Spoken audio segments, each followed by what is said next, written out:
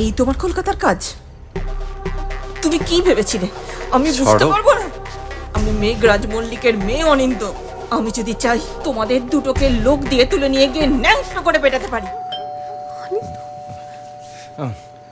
No no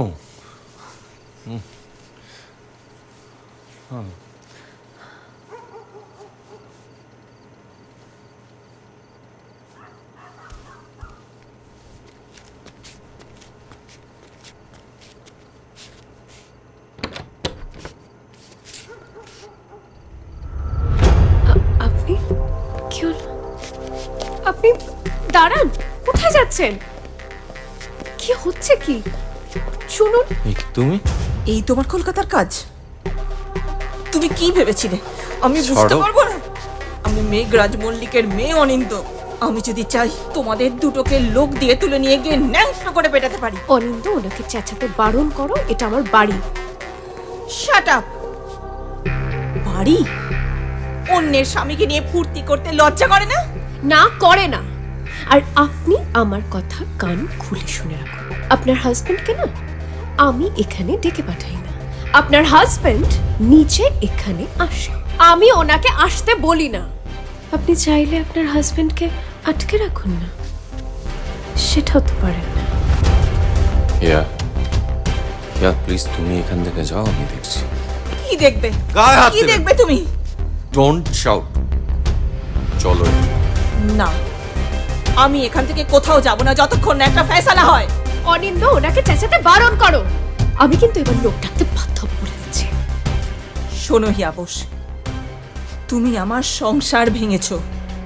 তুমি কি ভেবেছো তুমি সংসার করবে আমি বেঁচে থাকতে? সেটা কোনোদিনও হতে দেবো না। এটা আমার প্রমিস। I am sorry.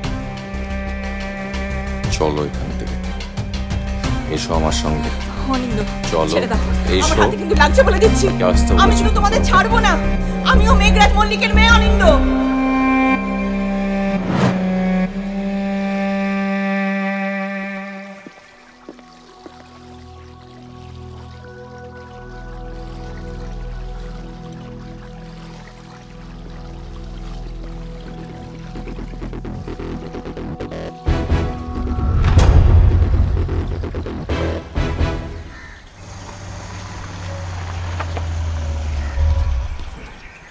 বলুন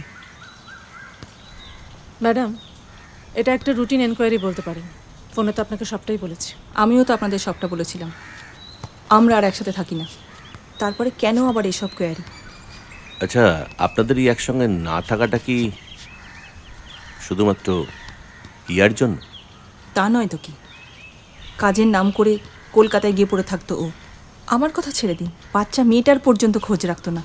কিছু বলতে গেলেই অশান্তি। এইভাবে তো আর সংসার করা যায় না।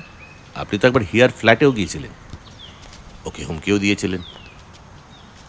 হ্যাঁ, আমার জায়গায় যে কোনো স্ত্রী থাকলেই এটা করতো। ভেবেছিলাম তাতে কোনো কাজ হবে, কিন্তু তারপর থেকে মদ খেয়ে ও আরও বেশি ফেরোসাস হয়ে গেল।